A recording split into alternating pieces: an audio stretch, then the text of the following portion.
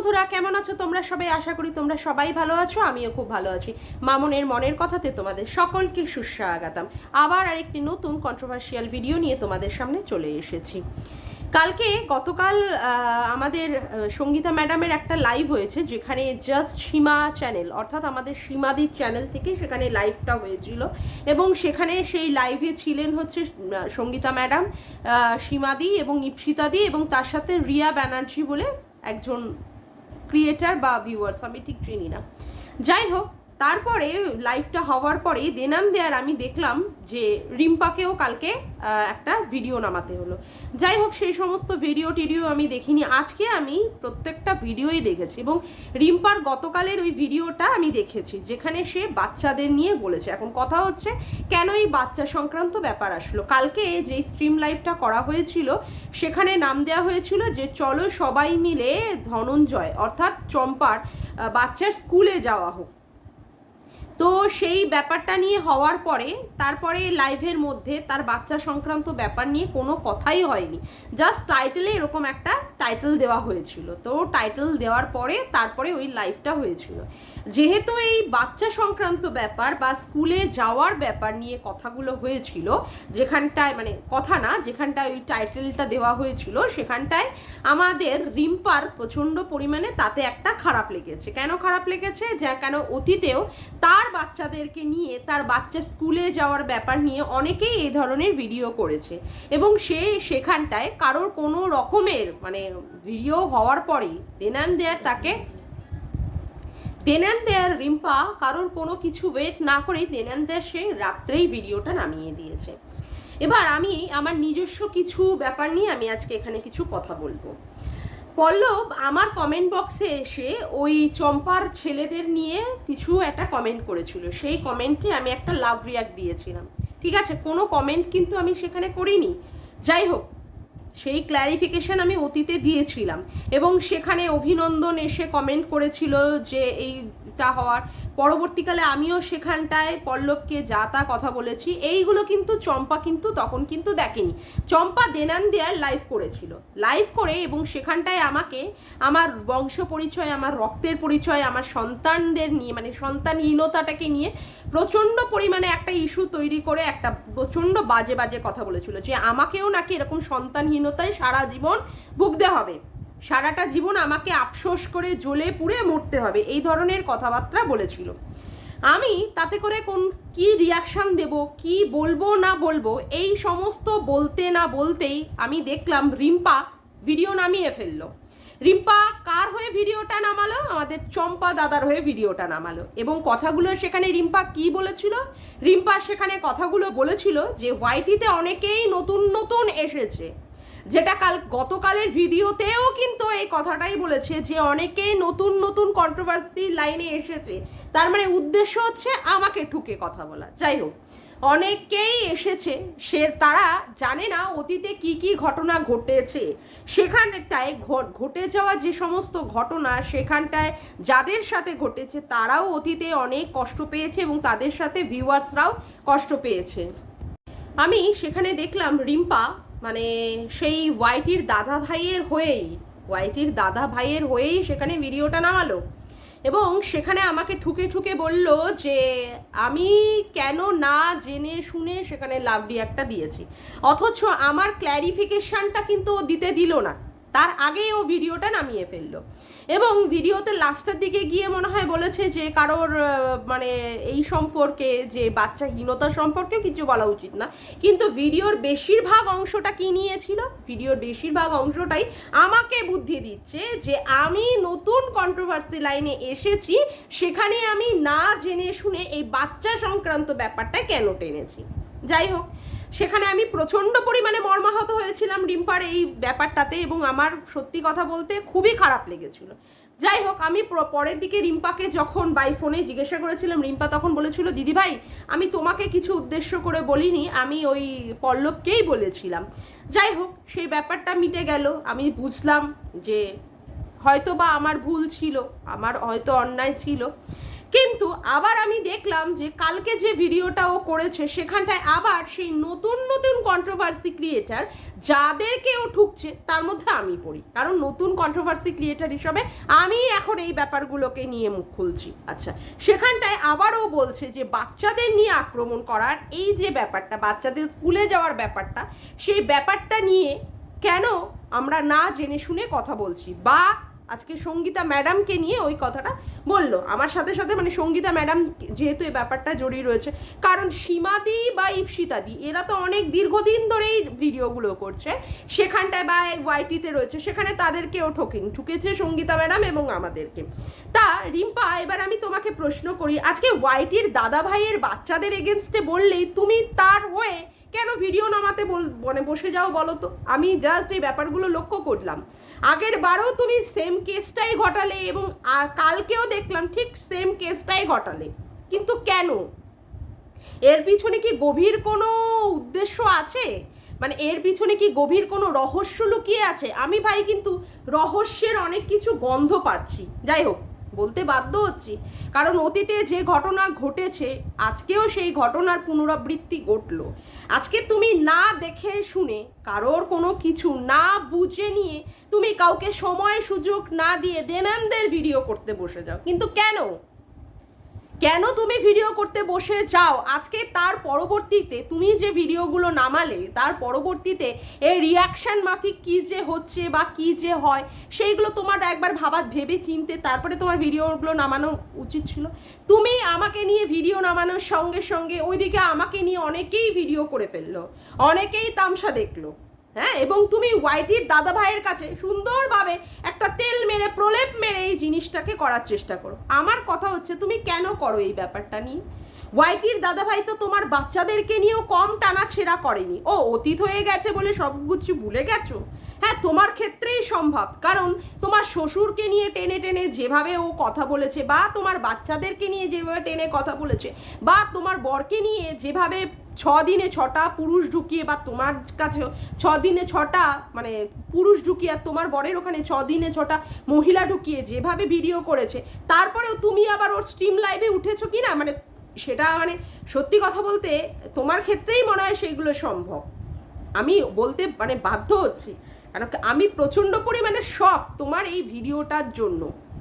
আচ্ছা, তারপরে বলি, এই যে মানে আমি কিছুদিন ধরেই উপলব্ধি করছি এই যে 1500 টাকা আর 49 টাকার এই যে ব্যাপারটা, এই ব্যাপারটার মধ্যে কি অনেক কিছু ধোঁয়াশা লুকিয়ে আছে না বন্ধুরা?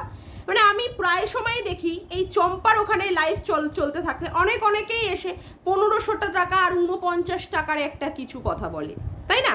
মানে আমি তাতে করে বুঝতে পারি যে রিম্পার কি অনেক কিছু জিনিস ওয়াইটির দাদা ভাইয়ের কাছে বাধা আছে, মনে হয় তো অনেক কিছু বাধা আছে। আজকে যেই ব্যাপারটা আমি লক্ষ্য করলাম, এত দিন ধরে এই চম্পা ভেরু মুখ কিন্তু চুপ করেছিল, তার লাইভগুলো যেগুলো চলতো না, তার লাইভে কিন্তু সেই রকম হুঙ্কার ছিল না। গতকাল রাত্রে রিম্পার ওই ভিডিওটা করাতে আজকেই কিন্তু চম্পা 6 মিনিটের একটা লাইভ করেছে, যেখানে সে মানে চরম ভাষায় অপমান করেছে হচ্ছে ইপসিতাদিকে, তুতলি থেকে অমুক থেকে এখানে গুজে দেবো ওখানে গুজে দেবো। এর সাহস কি আজকে রিম্পা জোগাড় দিল না? আজকে রিম্পার বলেই তো বলিয়ান হয়েই আজকে চম্পা দাদা এই ধরনের কথাবার্তা বলতে বসলো। বলি রিম্পা, আরও কোন কোন জিনিস তুমি বন্ধকি রেখেছো এই চম্পা দাদার কাছে, যার ভয়ে তুমি ওর পায়ে তেল লাগাতে বসেছো? বলতে বাধ্য হচ্ছি ভাই, কারণ তুমি এইগুলো বলার সুযোগ করে দিয়েছো।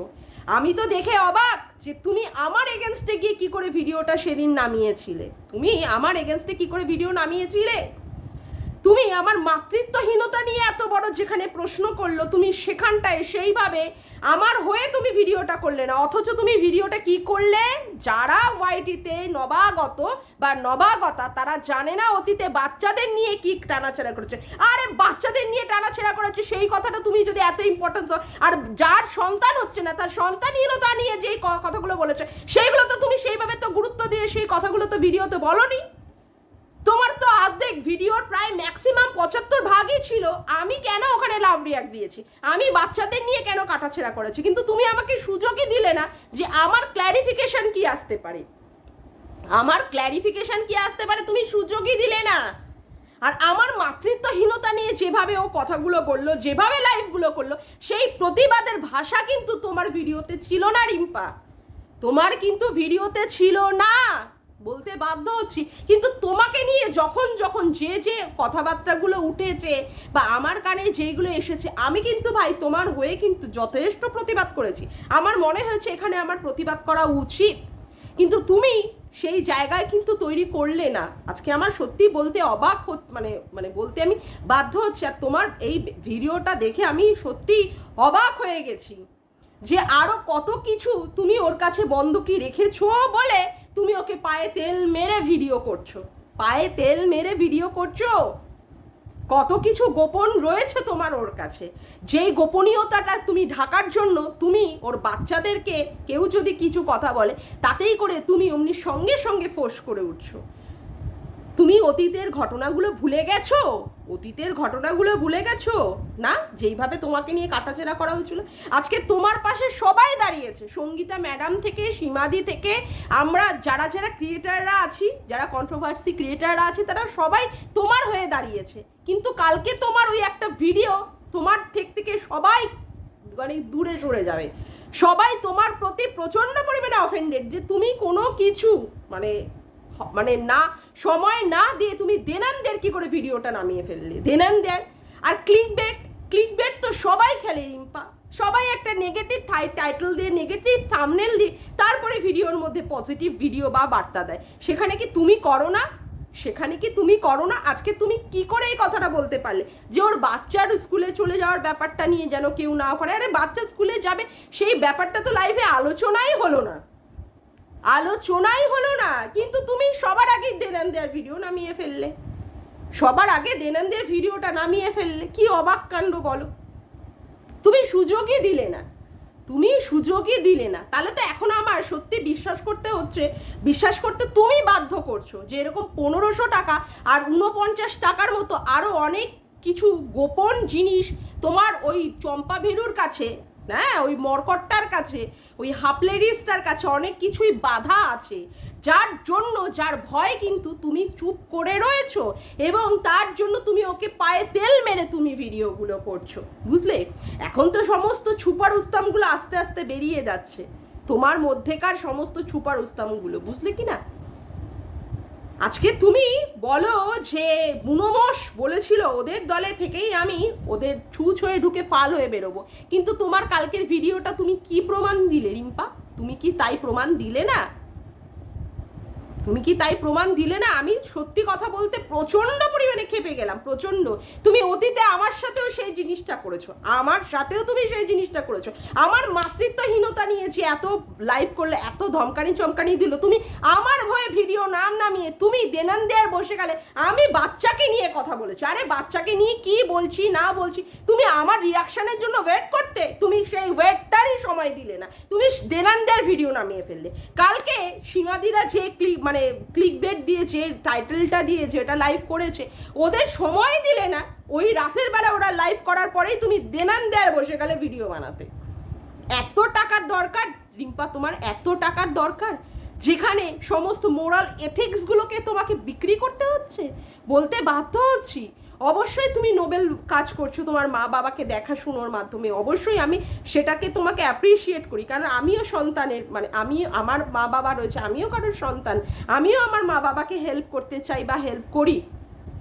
যাই হোক, তারা আমার হেল্প নেয় না, কারণ তারা সরকারি চাকরিজীবী, আমার বাবা ছিলেন, আমার মা পেনশনভোগী, তারা আমার হেল্প নেয় না। কিন্তু আমি এই ব্যাপারটাকে নোবেল ওয়ার্ক মনে করি। কিন্তু এই যে নোবেল ওয়ার্ক করতে গিয়ে তুমি তোমার মোরাল এথিক্সগুলোকে বিক্রি করে ফেললে। আজকে বলতে বাধ্য হলাম, তুমি নোবেল ওয়ার্ক করতে গিয়ে তোমার মোরাল এথিক্স কি, তোমার সমস্ত কিছু মোরালিটি তুমি বিক্রি করে ফেললে। আজকে তোমার বলে বলিয়ান হয়ে আজকে মানে চম্পা ভিডিও আজকে বিকালবেলা এই ধরনের ধমকি চমকি লাইভ করলো। আজকে তুমি সাহসটা জোগালে ওকে, তুমি সাহসটা জোগালে। তোমার সাথে আমার ভালো সম্পর্ক আছে মনে, এটা মনে করো না যে তুমি অন্যায় করলে তোমাকে সে প্রতিবাদ করে আমি ভিডিও করব না, না না, এরকম কোনোদিনই হবে না। আমার যেখানে মনে হবে যে এই জায়গাটা তোমার ভুল, আমি অবশ্যই ভিডিও করব, অবশ্যই ভিডিও করব, আমি সমস্ত জায়গায় অকুতু হই, এরকম নয়। হ্যাঁ, দীপ্তিদির ক্ষেত্রেও যদি আমি কোনোদিন দেখি যে দিদি এই জায়গাটা ভুল করছেন, অবশ্যই আমি ভিডিও করে বলবো, অবশ্যই অবশ্যই করব। এবং দীপ্তিদি নিজে আমাকে বলেছেন তুমি আমার হয়েও এগেনস্টেও ভিডিও করবে, অবশ্যই। তাই বলে আমার মোরাল এথিক্সগুলোকে, আমার মোরালিটিগুলোকে আমি বিক্রি করে রেভিনিউ জেনারেট করতে বসবো, এই ধরনের কাজ আমি করতে পারবো না, এই ধরনের কাজ আমি করতে পারবো না। মানে আমি অবাক হয়ে গেলাম, তুমি কাউকে কোনো সুযোগ না দিয়ে, কোনো কিছু বলার বা করার সুযোগ না দিয়ে দেনান দেয়ার একদম টপ করে ভিডিও নামিয়ে ফেললে। কি কাজটা তুমি করলে?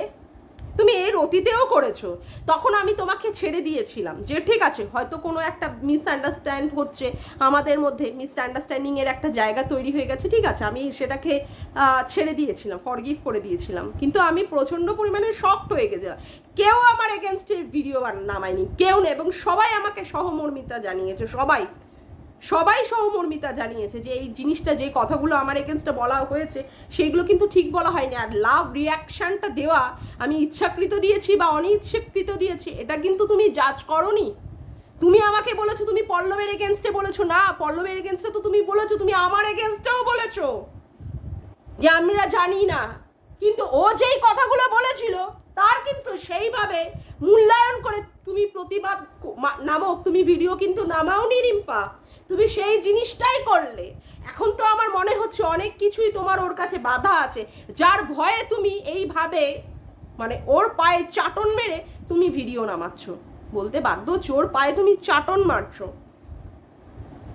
দেখো তুমি চাটন মেরে যদি কোনো উপকার পাও, তবে আমার মনে হয় না যে এতে করে তুমি সবার সহযোগিতা, সবার সহমর্মিতা পারবে, না না না না না। ভুল করলে তো অবশ্যই সেই জায়গায় বলতে হবে ভাই, তুমি ভুল করলে তো বলতেই হবে, আমি ভুল করলেও সবাই বলবে, কেউ তো আমাকে আর ছেড়ে দেবে না। ভুল মানেই ভুল, ভুল মানেই ভুল, সেটাকে স্বীকার করতেই হবে। আমি ভুল করলেও আমাকে লোকে বলবে, সেটাও আমার মেনে নিতে হবে ভুল, তাই না? আমি অবাক। আরও তার মানে আরও অনেক কিছুই তোমার ওর কাছে বাধা আছে, আরও অনেক কিছুই রহস্য রয়েছে, আরও অনেক কিছুই রহস্য রয়েছে, যার জন্যই তুমি রহস্য ভেদের ভয়েই তুমি আজকে ওরকে চাটন দিয়ে তুমি ভিডিও করছো, তাই না? বলতে বাধ্য হলাম। যাকে আজকের মতো ভিডিওটা আমি এখানেই শেষ করলাম। আমার ভিডিওটা যদি তোমাদের ভালো লেগে থাকে তবে অবশ্যই একটি লাইক করো, কমেন্ট করে শেয়ার করো, আর চ্যানেলটিকে বেশি বেশি করে সাবস্ক্রাইব করে রেখো, আর অল নোটিফিকেশান বেলটিকেও অন করে রেখো এরকম নতুন নতুন ভিডিও পাওয়ার জন্য। আজকের মতো আসি বন্ধুরা, আবার দেখা হচ্ছে একটি নতুন ভিডিওতে, বাই।